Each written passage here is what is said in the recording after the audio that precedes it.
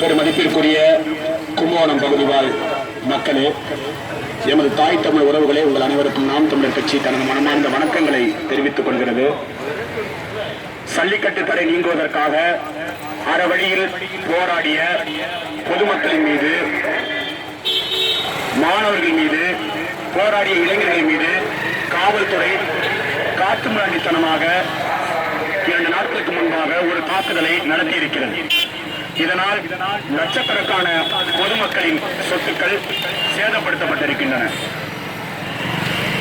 நடப்பது அரசாங்கமா இல்லையே காட்டு தர்பாரா என்று யோசிக்கும் அளவிற்கு அறவழியில் போராடி கொண்டிருந்த மக்கள் மீது காட்டுமிராண்டித்தனமாக தாக்குதல் நடத்துவதற்கான தேவை என்ன வந்தது என்பதை காவல்துறை தெளிவாக மக்களிடத்தில் விளக்க வேண்டும்.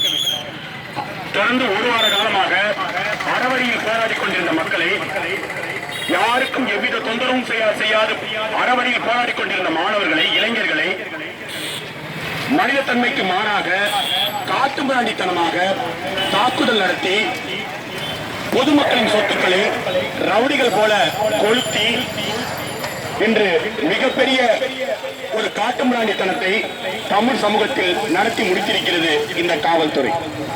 அன்பான தாய் தமிழ் உறவுகளை, வரலாற்றிலே முதல் முறையாக அறம்படி நின்ற இந்த மாணவர் சமூகத்தின் மீது தாக்குதல் நடத்திய காவல்துறையின் நடவடிக்கை என்பது உணர்வுள்ள எந்த தமிழ்நாடும் ஏற்றுக்கொள்ள முடியாதது. அங்கே லட்சக்கணக்கில் மெரினா கடற்கரையில் கூடியிருந்த வயதானவர்கள், பொதுமக்கள், பெண்கள், குழந்தைகள், கர்ப்பிணி பெண்கள் ஆகியோரை அப்புறப்படுத்துகிறோம் என்ற போர்வையிலே காட்டுமிராண்டித்தனமாக குண்டாங்கடிகளால் தாக்கி உதிரம் வர வர தாக்குதல் நடத்திய காவல்துறையின் நடவடிக்கை மிக மோசமானது மட்டுமல்ல, தமிழக அரசியல் வரலாற்றிலே மிக கொடுமையானது.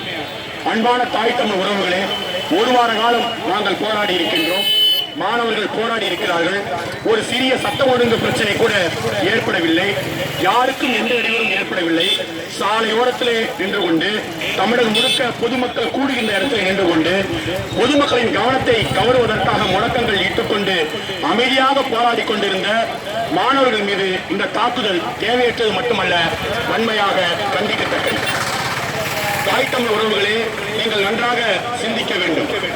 ஐயா ஓ பன்னீர்செல்வம், தமிழக முதல்வர் ஓ பன்னீர்செல்வம் அவர்கள் மிக மென்மையாக சிரித்துக் கொண்டு, தமிழக மக்களின் போராட்டத்திற்கு நானும் உறுதுணையாக இருக்கிறேன், தமிழக மக்களின் உணர்வை நான் மதிக்கிறேன் என்றெல்லாம் அறிக்கை விட்டுக் கொண்டு டெல்லி வரை சென்று திரும்பி வந்த அவர் இப்படி காவல்துறையை ஏவல்துறையாக மாற்றி பொதுமக்களை தாக்கிய காரணம் என்ன என்பதை தமிழக அரசு ஒரு வெள்ளை அறிக்கையின் மூலம் வெளிப்படுத்த வேண்டும் என்பதுதான் எங்களை போன்ற தமிழ் உணர்வாளர்களின் கோரிக்கையாக இருக்கிறது.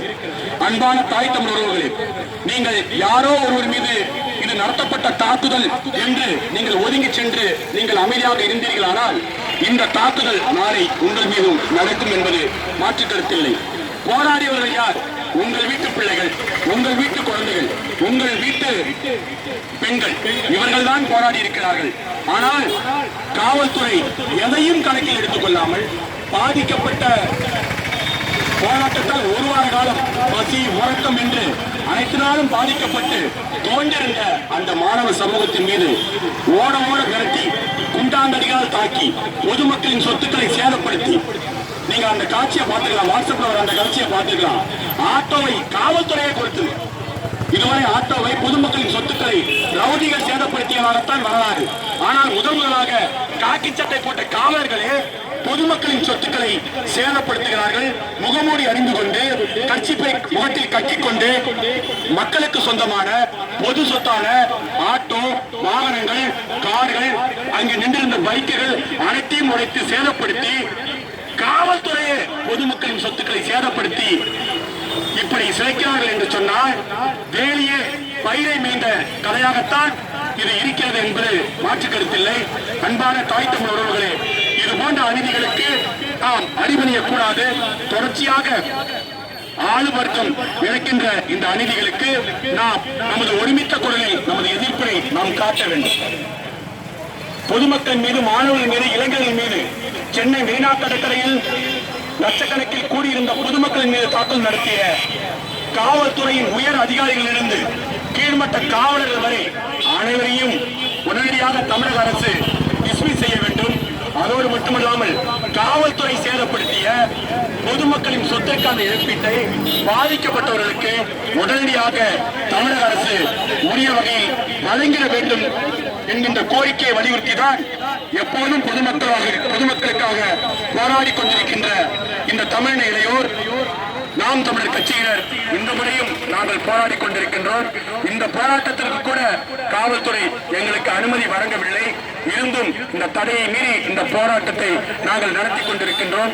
இந்த போராட்டத்தை குறுகிய காலத்தில் ஏற்பாடு செய்த தம்பிமார்கள் அனைவருக்கும் எனது புரட்சி வாழ்த்துக்களை நாங்கள் தெரிவித்துக் கொள்கின்றோம்.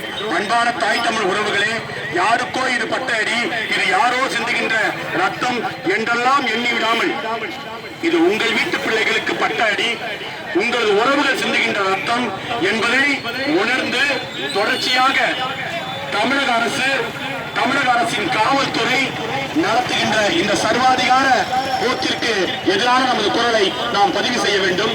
கடந்த 2009ஆம் ஆண்டிலே திமுக ஆட்சி காலத்தின் போது சென்னை உயர்நீதிமன்றத்தில் அமைதியாக ஈழ விடுதலைக்காக போராடி கொண்டிருந்த ஆயிரக்கணக்கான வழக்கறிஞர்கள் மீது தாக்குதல் நடத்திய திமுகவின் காட்டு தர்பாருக்கும் அதிமுகவின் இப்போது சென்னை மெரினா கடற்கரையில் தாக்குதல் நடத்திய அதிமுகவின் காட்டு தர்பாருக்கும் வேறுபாடு இல்லை.